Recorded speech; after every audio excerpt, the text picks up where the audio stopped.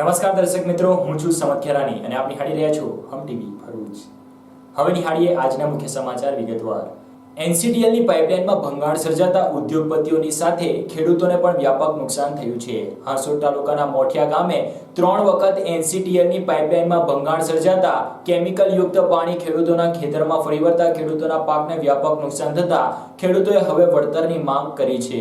જો કે પીઠબળ ધરાવતી એનસીટીએલ કંપની દ્વારા વળતર ચૂકવવામાં આવશે કે કેમ તે ચર્ચાસ્પદ ખેડૂતોમાં બન્યું છે. હાંસોટમાં એનસીટીની પાઇપલાઇનમાં ભંગાણ સર્જાતા ઉદ્યોગપતિની સાથે ખેડૂતોને પણ ભારે નુકસાન થયું છે. છેલ્લા એક અઠવાડિયાથી ઉદ્યોગની ગતિ ઘટી ગઈ છે તો ખેડૂતોના મહામૂલા પાકને પણ વ્યાપક નુકસાન થતા ખેડૂતોની કમર ભાંગી છે. અંકલેશ્વર ઔદ્યોગિક એકમ તરીકે વિશ્વમાં પ્રખ્યાત છે. ઔદ્યોગિક એકમનું કેમિકલયુક્ત પાણી એનસીટીની પાઇપલાઇનથી વહન થાય છે. જો કે હાંસોટ નજીક પાઇપલાઇનમાં ભંગાણ સર્જાતા ઉદ્યોગોની ગતિ હવે ઘટી ગઈ છે. એક તરફ કોરોના વાયરસના કહેર વચ્ચે ઉદ્યોગપતિઓ મોટું નુકસાન વેઠી ચૂક્યા છે, ત્યારે હવે પાઇપલાઇનમાં ભંગાણથી ફરી એકવાર નુકસાન થઈ રહ્યું છે. ત્યારે ઉદ્યોગપતિની સાથે જગતના તાત એવા ખેડૂતને પણ વ્યાપક નુકસાન વેઠવાનો વારો આવ્યો છે. મીડિયાને માહિતી આપતા ખેડૂતો જણાવે છે કે એક તરફ કોરોનાના કહેરથી તેઓ અગાઉ જ ભારે મંદી અને નુકસાની વેઠી ચૂક્યા છે. જો કે હવે ફરી એકવાર એનસીટીની પાઇપલાઇનમાં ભંગાણ સર્જાતા અને કેમિકલયુક્ત પાણી તેમના ખેતરોમાં ફરી વળતા તેમને વ્યાપક નુકસાન થયું છે. આ અંગે વધુ માહિતી આપતા ખેડૂત અંકિત કુમાર કાંતિભાઈ પટેલ જણાવે છે કે 3 વખત પાઇપલાઇનમાં ભંગાણ સર્જાયું છે, જેને લઈને કેમિકલ વાળું પાણી ખેતરોમાં ફરી વળતા ખેડૂતોને વ્યાપક નુકસાન થયું છે. 250 એકર જમીનમાં પાણી ફરી વળ્યું હોવાનું ખેડૂત માહિતી આપતા જણાવે છે. જો કે કાંતિભાઈ ઈશ્વરભાઈ પટેલ જેઓએ શેરડી અને સિંગનું વાવેતર કર્યું હતું, તેમના ખેતરમાં પણ પાઇપલાઇનમાં ભંગાણના કારણે નુકસાન થયું હોવાનું તેઓ જણાવે છે. એનસીટીની પાઇપલાઇનમાં ભંગાણ સર્જાતા હાંસોટ તાલુકાના મોઠિયા ગામના ખેડૂતોને વ્યાપક નુકસાન થયું છે અને એનસીટીએલ કંપની દ્વારા ખેડૂતોને થયેલા નુકસાનનું વળતર ચૂકવવામાં આવે તેવી માંગ ખેડૂતો કરી રહ્યા છે. ઉલ્લેખનીય છે કે ભૂતકાળમાં પણ એવા બનાવ બની ચૂક્યા છે, જેમાં એનસીટીની પાઇપલાઇનમાં ભંગાણ સર્જાતા ખેડૂતો તેનો ભોગ બન્યા છે. કેમિકલ યુક્ત પાણીનું વહન કરતી એનસીટીએલની પાઇપલાઇનમાં અનેક વખત ભંગાણ સર્જાયું છે અને અઠવાડિયાઓ સુધી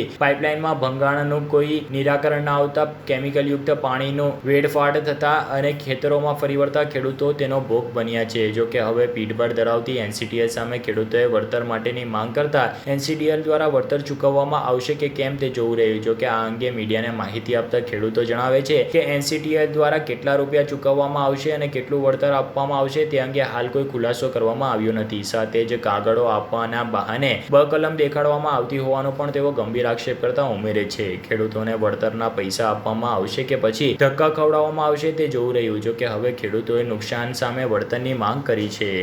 શું નામ છે? મારું નામ કાંતિભાઈ ઈશ્વરભાઈ પટેલ છે. હું મોઠિયાનો ખેડૂત છું. મારે મોઠિયાની લગોલગમાં માટીની સીમ લાગે છે. એની અંદર 523 ખાતા નંબર છે મારો. એમની અંદર મેં શેરડી બનાવી છે. શેરડી મારી 10 એકર જેટલી શેરડી છે. મારી અત્યારે હાલમાં શેરડી બગડી રહેલી છે. હવે આનું કોઈ નુકસાનની ભરપાઈ કંઈ થાય એવું લાગતું નથી અમને. તો વારે એમને કીધું કે તમે અમારા ખેતરે આવીને જુઓ, પણ તમે ઉદ્યોગની એક મંત્રો છો, પણ અમારે તો હાલત બગડી ગયેલી છે અત્યારે. કેમ કે અમારે જો શેરડીનો પાક હોય, જો કદાચ નાશ થઈ જાય તો અમારે જે લોનના હપ્તા અમારાથી ભરપાઈ થાય એવી શક્ય જ નથી અત્યારે. માંગ શું છે તમારી? માંગ પૈસાની જે કંઈ વળતર આવે, અમારી જે નુકસાની વળતર હોય એ અમને વળતર મળવું જોઈએ વહેલીમાં વહેલી તકે. નહીં તો અમારે તો આ હપ્તા ભરવાના પણ ફાફા પડી જાય શેરડીના. મારું નામ અંકિત કુમાર કાંતિભાઈ પટેલ, મોઠિયાનો રહેવાસી છું. આ એનસીટી કંપનીની લાઈન છે, આજે ત્રણ વાર ફાટી છે તો પણ એ લોકો કંઈ કરતા નથી. 3 વાર ફાટી પણ એ લોકોની બનતી નથી. હવે વારંવાર અમારા ખેતરોમાં પાણી જતું રહે છે કારું. હવે એ લોકો પાસે પૈસાની માંગ કરી છે, પણ એ પણ હજુ આપવા તૈયાર નથી. એ લોકો હજુ કંઈ ડિક્લેર નથી કરતા કે કેટલું ચૂકવશું. હવે મોઠિયા ગામમાં નિયમિત 250 એકર જેટલું રહી ગયેલું છે પાણી. એ લોકો કોઈ વાતનો કોઈ ખુલાસો કરતા નથી. આપીશું આવું લાલિયાવાડી કર્યા કરતા છે. મોઠિયામાં કોઈ પણ એ કરતા નથી. એ લોકો કોઈ એનું માંગણી એ છે કે અમારે જે વળતર છે, જે બગડો છે પાક, તેનું વળતર ચૂકવે અને ખેતીની જે નુકસાની થાય છે ખેતરનું તેને પણ ચૂકવે એ લોકો પૈસા. પણ હવે આ ત્રીજી વાર ફાટી તો પણ હજુ એ લોકો કોઈ વસ્તુનું એ કરતા નથી. કેટલું આપશું, શું આપશું, ત્યાં ખાલી ધક્કા ખવડાવ્યા કરતા છે. ફોર્મ આપો, આ આપો, તે આપો, બધી માંગણીઓ એ લોકો કર્યા કરે. નવા રૂલ્સ લાવે છે, હજુ કંઈ કરતા નથી એ લોકો.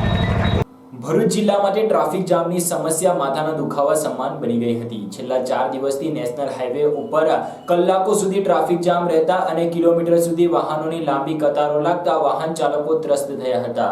જો કે આજે બ્રિજના રોડની કામગીરી શરૂ કરવામાં આવતા રોડ ઉપર ટ્રાફિક હળવો થયો હતો અને રોડ ક્લિયર રહ્યા હતા. ભરૂચ નેશનલ હાઈવે ઉપર છેલ્લા 4 દિવસથી કિલોમીટરો સુધી અને કલાકો સુધી ટ્રાફિક જામ રહ્યા બાદ આજે શનિવારે વાહન વ્યવહાર સામાન્ય થતા વાહન ચાલકોથી લઈને જિલ્લાવાસીઓને રાહતના સમાચાર મળ્યા છે. ભરૂચ જિલ્લામાં 2-3 દિવસ અગાઉ મેઘરાજા મન મૂકીને વરસ્યા હતા. 24 કલાકમાં જ ભરૂચમાં 6 ઇંચ જેટલો વરસાદ ખાબક્યો હતો તો અંકલેશ્વરમાં 2 કલાકમાં જ 5 ઇંચ જેટલો વરસાદ ખાબક્યો હતો, જેને લઈને શહેર અને હાઈવેના માર્ગો ધોવાયા હતા. જો કે ભરૂચ નેશનલ હાઈવે ઉપર માર્ગો ધોવાતા કલાકો સુધી ટ્રાફિક જામના દ્રશ્યો રહેતા 4 વ્હીલરના ચાલકોએ ગોલ્ડન બ્રિજ તરફ પોતાનું મોહ કરતા ગોલ્ડન બ્રિજ ઉપર પણ ટ્રાફિક જામની સમસ્યા રહેતી હતી. ભરૂચમાં વર્ષો અગાઉ કેબલ બ્રિજ બન્યા પહેલા રહેતી ટ્રાફિક જામની સમસ્યા ફરી એકવાર યથાવત થતા જિલ્લાવાસીઓમાં અને ખાસ કરીને ભરૂચ અને અંકલેશ્વરના લોકોમાં રોષની લાગણી વ્યાપી ગઈ હતી. જો કે ચોમાસામાં ભરૂચ જિલ્લા અને નેશનલ હાઈવે પરથી પસાર થતા હજારો વાહન ચાલકો શહેર, જિલ્લા સહિત રાજ્ય અને રાષ્ટ્રીય ધોરીમાર્ગના રસ્તા અત્યંત ખાડાવાળા અને બિસ્માર થઈ જતા વાહન ચાલકોની યાતનાનો પાર રહ્યો ન હતો. છેલ્લા 3 દિવસથી નેશનલ હાઈવે નંબર 48 કલાકો સુધી જામ રહેવા સાથે વડોદરાથી સુરત તરફની લેનમાં ટ્રાફિક જામ 15 થી લઈને 25 કિલોમીટર સુધી પહોંચી ગયો હતો, જેને લઈને નેશનલ હાઈવે નંબર 48 પર ટ્રાફિક જામમાં વાહન ચાલકો કલાકો સુધી અટવાઈ જવા પામ્યા હતા અને તેમાં પણ ખાસ કરીને ભારદાર વાહનોની સમસ્યાનો તો કોઈ પાર રહ્યો ન હતો, જેને લઈને હાઈવે ઓથોરિટી દ્વારા તાત્કાલિક ધોરણે ખાડા પૂરવાની કામગીરી આજરોજ હાથ ધરવામાં આવતા વાહનોની ગતિની મર્યાદામાં વધારો થતા ચોથા દિવસે હાઈવે ઉપર વાહન ચાલકોને ટ્રાફિક જામમાંથી એક તબક્કે છુટકારો મળ્યો હતો. ઉલ્લેખનીય છે કે કલાકો સુધી ટ્રાફિક જામ રહેવા છતાં પણ ટોલ નાકા પર ટોલ ઉઘરાવવાનું બંધ કરવામાં ન આવતા ટ્રાફિકની સમસ્યા વધુ વકરી હતી અને તેમાં પણ સરદાર બ્રિજના રોડની હાલત અત્યંત બિસ્માર બનતા બ્રિજ ઉપરથી પસાર થતા વાહનોની ગતિ ઘટતા વાહન ચાલકોને ભારે હાડમારીનો સામનો કરવો પડ્યો હતો. ઉલ્લેખનીય છે કે આજે પણ બ્રિજ પાસે સામાન્ય ટ્રાફિક જોવા મળ્યું હતું. વહેલી તકે હજુ પણ બાકી રહેલ ખાડાઓને પૂરવામાં આવે અને રોડ ઉપર કાર્પેટિંગ કરવામાં આવે તેવી માંગ વાહન ચાલકો કરી રહ્યા છે. અંકલેશ્વરના વોર્ડ નંબર 4 માં કાઉન્સિલર દ્વારા પત્રકાર મિત્રોને સાથે રાખીને વૃક્ષારોપણ કરવામાં આવ્યું હતું. અંકલેશ્વર શહેરના 3 રસ્તા સર્કલના મુખ્ય માર્ગ પર આવેલ ડિવાઈડર પર 450 જેટલા વૃક્ષો રોપવામાં આવ્યા હતા. અંકલેશ્વરના વોર્ડ નંબર 4 માં કાઉન્સિલર અને પત્રકાર મિત્રો દ્વારા વૃક્ષારોપણ કરવામાં આવ્યું હતું. 3 રસ્તા સર્કલના મુખ્ય માર્ગ પરના ડિવાઈડર પર 400 જેટલા વૃક્ષો રોપવામાં આવ્યા હતા. અંકલેશ્વર પ્રદૂષણ માટે મોખરેનું સ્થાન ધરાવે છે, ત્યારે વાતાવરણને શુદ્ધ અને સમૃદ્ધ બનાવવા માટે વૃક્ષોનું ઉછેર અત્યંત જરૂરી છે. અંકલેશ્વરના વોર્ડ નંબર 4 માં કાઉન્સિલર રફીકભાઈ ઝઘડિયાવાલા દ્વારા પત્રકાર મિત્રોને સાથે રાખી વોર્ડ નંબર 4 માં 3 રસ્તા સર્કલના મુખ્ય માર્ગ પરના ડિવાઈડરમાં વૃક્ષારોપણ કરવામાં આવ્યું હતું. અંદાજિત 450 જેટલા વૃક્ષો રોપવામાં આવ્યા હતા. આ પ્રસંગે અંકલેશ્વર વોર્ડ નંબર 4 ના નગરસેવક રફીકભાઈ ઝઘડિયાવાલા, અંકલેશ્વરના પ્રિન્ટ અને ઇલેક્ટ્રોનિક મીડિયાના તમામ પત્રકાર મિત્રો તેમજ કોંગ્રેસના યુવા નેતા સુહેબ ઝઘડિયાવાલા ઉપસ્થિત રહ્યા હતા. જો કે હવે વૃક્ષોના ઉછેર માટે નગરપાલિકા કેટલી સક્ષમ રહેશે તે જોવું રહ્યું. આજે અહીંયા 3 રસ્તા પાસે મુખ્ય માર્ગ ઉપર સતત આપણને લાગતું હોય કે આ વચ્ચેનો જે ડિવાઈડર છે એની ઉપર જો વૃક્ષો હોય તો કેટલું સરસ લાગે. અને આજે વોર્ડ નંબર 3માં વોર્ડ નંબર 4ની અંદર ભાઈશ્રી કાઉન્સિલર ભાઈશ્રી રફીકભાઈ ઝઘડિયાવાલા એમણે ખાસ ઇનિશિયેટિવ લીધું અને લગભગ 450 વૃક્ષોનું પ્લાન્ટેશન આ વિસ્તારની અંદર કરવાનો એમણે નિર્ધાર કર્યો. અને સૌથી મહત્ત્વની વસ્તુ એમાં એ છે કે ખાસ કરીને પત્રકાર મિત્રોને આની અંદર ઇન્વોલ્વ કરવાનું એમણે નક્કી કર્યું કે ભાઈ આની અંદર બધા પત્રકાર મિત્રોના હસ્તે આ વૃક્ષારોપણ કરાવીએ. અને એનાથી વિશેષ વાત એ છે કે બહુ રાઇટ ટાઈમ છે, કારણ કે વરસાદનો જે માહોલ છે, જો અત્યારે વૃક્ષ વાવીએ તો એ વૃક્ષ ખરેખર પાંગરે અને એના મેન્ટેનન્સનો કોન્ટ્રાક્ટ પણ એમણે નક્કી કરી દીધો છે.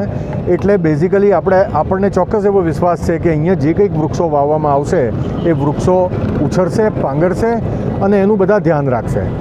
વૃક્ષો જો આવી જ જાગૃતિ સમાજની અંદર બધા જ આગેવાનો જો કેળવે તો આઈ થિંક આપણે અંકલેશ્વરને ખરેખર લીલુંછમ અને હરિયાળું બનાવી શકીએ. જ્યાં જ્યાં પણ આપણી પાસે આવા પેચ છે, કોમન પ્લેસીસ છે, ત્યાં મેક્ઝિમમ ટ્રી પ્લાન્ટેશન કરવું જોઈએ.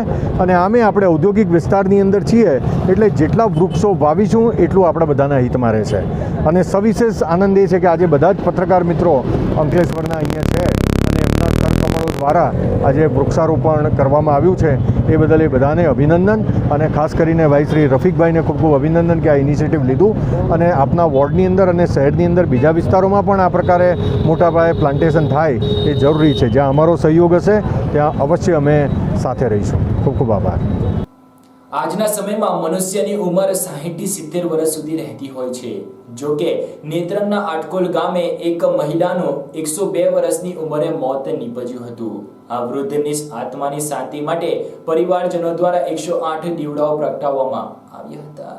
વૈશ્વિક મહામારી કોરોના વાયરસના સંક્રમણના કારણે સંક્રમિત દર્દી ક્યારેય મોતના મોંમાં ધકેલાઈ જાય છે તે કહેવું મુશ્કેલ છે. કેન્સર, હૃદયરોગ, જીવલેણ અકસ્માત, ડાયાબિટીસ જેવી ગંભીર બીમારી શરીરમાં પગ પેશરો કરતા કોઈપણ મનુષ્યના જન્મથી મૃત્યુ વચ્ચેનું અંતર સતત ઘટી રહ્યું હોય છે. પરંતુ જૂનાગઢ જિલ્લાના કેશોદ મુકામે સન 1918માં જન્મેલા અને ભરૂચ જિલ્લાના નેત્રંગ તાલુકાના અટકોલ ગામે વર્ષો પહેલાથી સ્થાયી થયેલ દૂધી લાલજીભાઈ ઠુમ્મરનું જીવન અપવાદરૂપ છે. અંગ્રેજોની ગુલામીમાંથી દેશની આઝાદીની લડતમાં અગ્રેસર હતા. રાત દિવસ કાળી મજૂરી કરીને પોતાના સંતાનોને મોટા કરીને સમાજમાં માનભેર જીવન જીવતા શીખવ્યું હતું. હાલના સમયમાં કોઈ પણ મનુષ્યની ઉંમર 50 વર્ષ કરતા ઉપર વધે એટલે શરીર સાથ ના આપે, અને જેમ જેમ ઉંમરમાં વધારો થઈ જાય તેમ આંખે દેખાતું ઓછું થઈ જાય, ઉઠવા બેસવા ચાલવામાં તકલીફ પડે, જમવામાં કાળજી ના રાખે તો જીવલેણ બીમારી શરીરમાં પગ પેશરો કરી રહે છે. એટલું જ નહીં પરંતુ માણસને બીજા ઉપર નિર્ભીત રહેવું પડે છે. પરંતુ દૂધીબાનો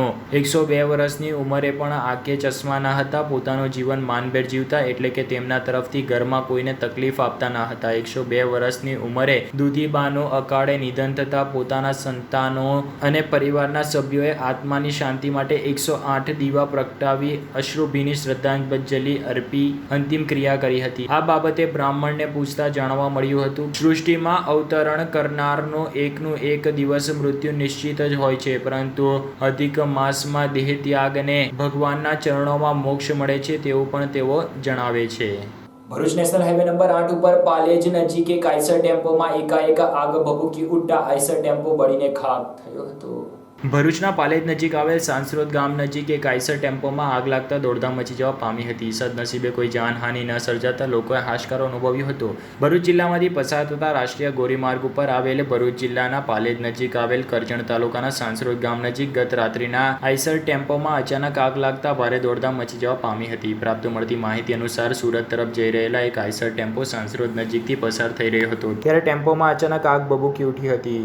ભરૂચના પાલેજ નજીક આવેલ સાંસરોદ ગામ નજીક એક આઈસર ટેમ્પોમાં આગ લાગતા દોડધામ મચી જવા પામી હતી. સદનસીબે કોઈ જાનહાનિ ન સર્જાતા લોકોએ હાશકારો અનુભવ્યો હતો. ભરૂચ જિલ્લામાંથી પસાર થતા રાષ્ટ્રીય ધોરીમાર્ગ ઉપર આવેલ ભરૂચ જિલ્લાના પાલેજ નજીક આવેલ કરજણ તાલુકાના સાંસરોદ ગામ નજીક ગત રાત્રિના આઈસર ટેમ્પોમાં અચાનક આગ લાગતા ભારે દોડધામ મચી જવા પામી હતી. પ્રાપ્ત મળતી માહિતી અનુસાર સુરત તરફ જઈ રહેલ એક આઈસર ટેમ્પો સાંસરોદ નજીકથી પસાર થઈ રહ્યો હતો ત્યારે ટેમ્પોમાં અચાનક આગ ભભૂકી ઉઠી હતી. ટેમ્પોમાં લાગેલી આગને પગલે ટેમ્પોની આગળની કેબિન તેમજ ટાયર સળગી ઉઠતા ધુમાડાના ગોટે ગોટા આકાશ તરફ ઊંચે ચડતા લોકોના જીવ તાળવે ચોંટી ગયા હતા. સદનસીબે ચાલકે સમય સૂચકતા વાપરી નીચે ઉતરી જતા તેનો આબાદ બચાવ થવા પામ્યો હતો. આગના પગલે લોકોના ટોળા ઘટના સ્થળે ભેગા થયા હતા. આઈસર ટેમ્પો ક્યાંનો હતો અને ક્યાં જઈ રહ્યો હતો તે વિશે તેમજ પોલીસ ફરિયાદ વિશે જાણવા મળ્યું નથી. અંકલેશ્વરની અક્ષર સોસાયટીમાં આવેલા મંદિર નજીકથી એક અજાણ્યા યુવાનનો મૃતદેહ મળી આવ્યો હતો. આ યુવાન બિહારનો હોવાનું પ્રાથમિક અનુમાન લગાવવામાં આવી રહ્યું છે. અંકલેશ્વરની અક્ષર સોસાયટી સ્થિત આવેલ ગણપતિ મંદિર પાસેથી બિહારના યુવાનનો મૃતદેહ મળી આવતા ચકચાર મચી જવા પામી છે. અંકલેશ્વરની અક્ષર સોસાયટીમાં આવેલ ગણપતિ મંદિર નજીક અજાણ્યા યુવાનનો મૃતદેહ મળી આવ્યો હતો. મૃતદેહ અંગે સ્થાનિકોએ શહેર પોલીસ મથકે જાણ કરી હતી. પોલીસ કાફલો સ્થળ ઉપર દોડી આવ્યો હતો અને મૃતદેહને પોસ્ટમોર્ટમ અર્થે અંકલેશ્વર નગરપાલિકાના સરકારી દવાખાને ખસેડી તપાસ હાથ ધરી છે. મૃતક યુવાને બિહારનો મોન્ટો પારસભાઈ પટેલ હોવાનું બહાર આવ્યું છે. જો કે પોલીસ તપાસ બાદ જ વધુ વિગત બહાર આવી શકશે. ઝઘડિયાના અવિધા ગામે વરસાદી માહોલ પૂર્ણ થયા બાદ પણ વરસાદી પાણી ભરાઈ રહેતા સરકારી કચેરીઓમાં અવરજવર કરતા લોકોને ભારે હાડમારીનો સામનો કરવો પડી રહ્યો છે. 2 થી 4 ફૂટ જેટલું પાણી ભરાઈ રહેતા હવે વરસાદી પાણીના નિકાલ માટે ગ્રામજનો માંગ કરી રહ્યા છે.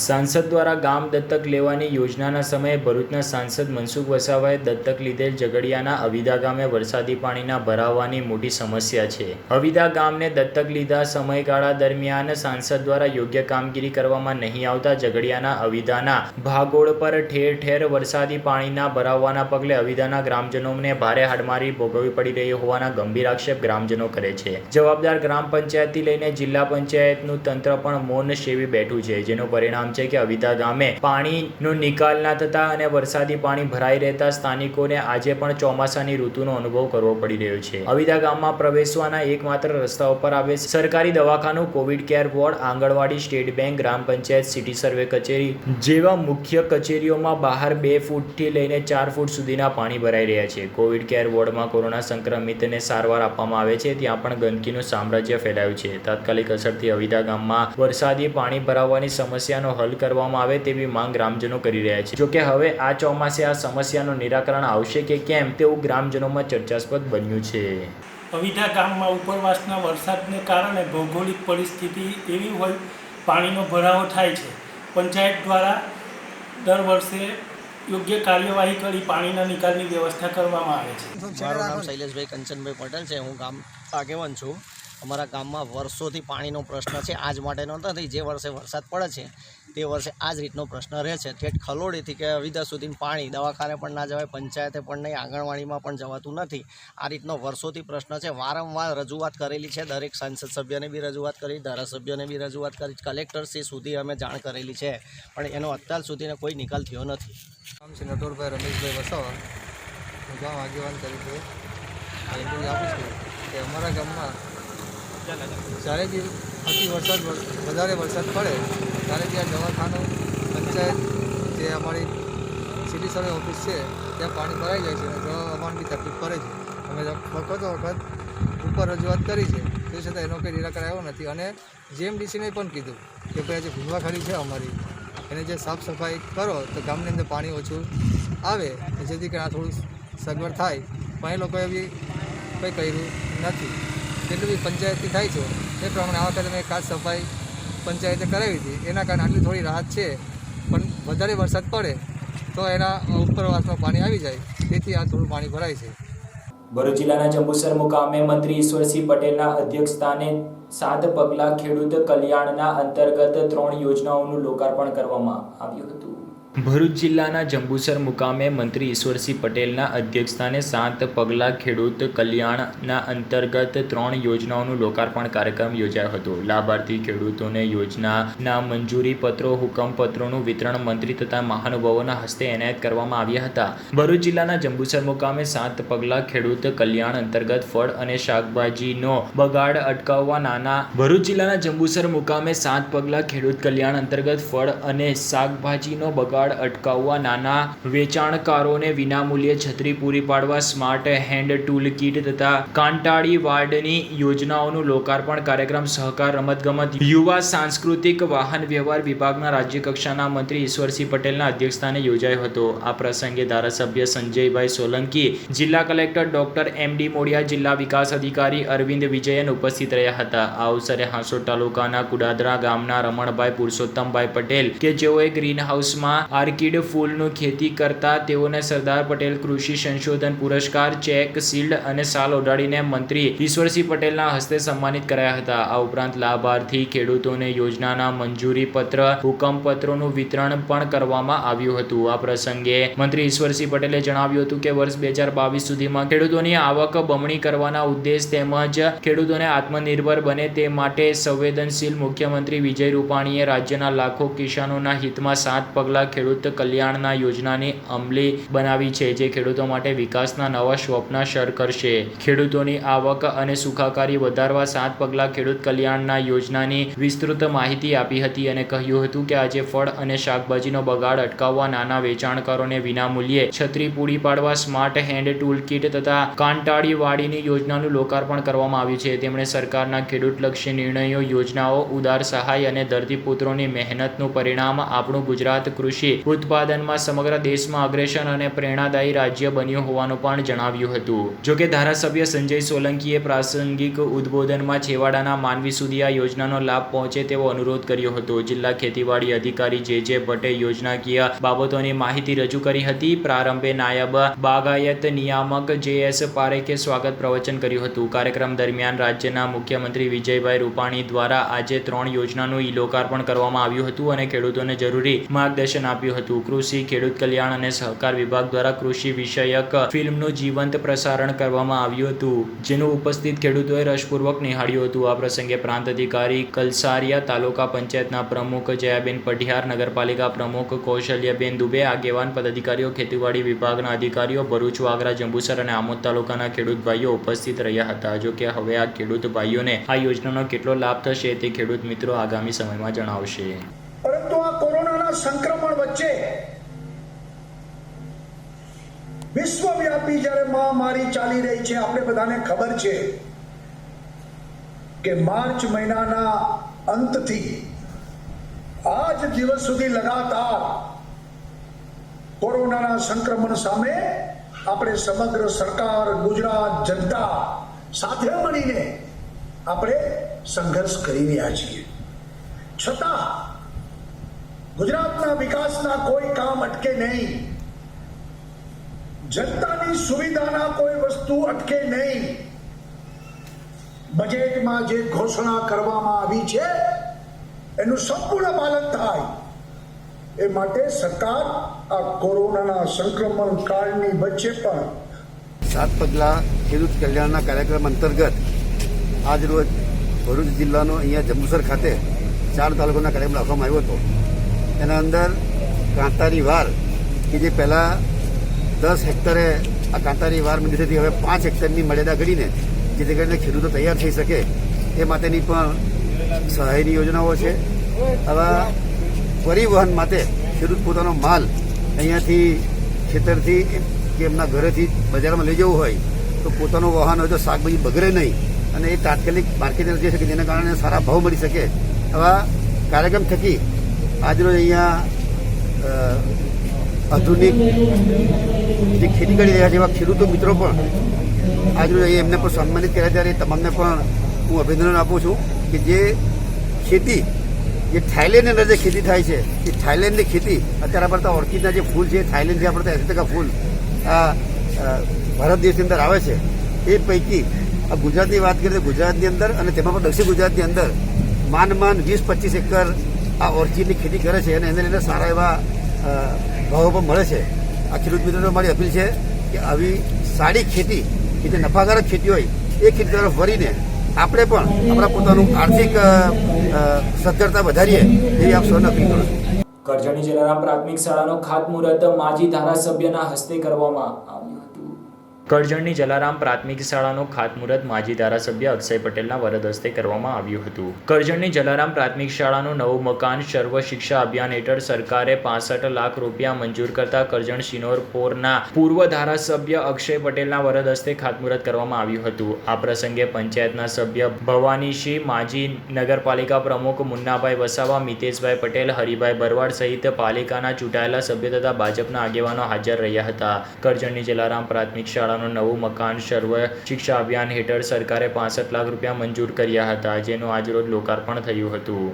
નગરપાલિકાની અંદર આવેલી જલારામ નગર સમાવેશી પ્રાથમિક શાળાની અંદર 85 લાખના ખર્ચે 1+2 એવી રીતે 3 માળનું બિલ્ડિંગ આજે એનું ખાતમુહૂર્ત પ્રસંગે પધારેલા અમારા જિલ્લા પંચાયતના સદસ્ય, નગર અમારા ભારતીય જનતા પાર્ટીના પ્રમુખ શ્રી ઉપેન્દ્ર શેઠ, અમારા નગરપાલિકાના સભ્યો ભરતસિંહ અટાલિયા, અરવિંદભાઈ, તેમજ તમામ આગેવાનો, અમારા જિલ્લા પંચાયતના ભવાનીસિંહ, અમારા મહામંત્રી શ્રી બિરેનભાઈ, તેમજ અહીંના આજુબાજુથી પધારેલા મહાનુભાવોની હાજરીની અંદર આજે ખાતમુહૂર્ત પ્રસંગે ત્રિમંજિલી મકાનનું એક ખાતમુહૂર્ત છે અને આવનારા દિવસોની અંદર એને જે કમ્પાઉન્ડ વોલની એની જરૂરિયાત છે એ પણ ટૂંક સમયની અંદર એની પણ મંજૂરી આવી અને એનું પણ નિર્માણ થશે. આ સાથે પૂર્ણ થાય છે હમ ટીવીના સમાચાર. આવતીકાલે ફરી મળીશું નવા સમાચાર અને નવી ઘટનાઓ સાથે. ત્યાં સુધી જોતા રહો હમ ટીવી ભરૂચ.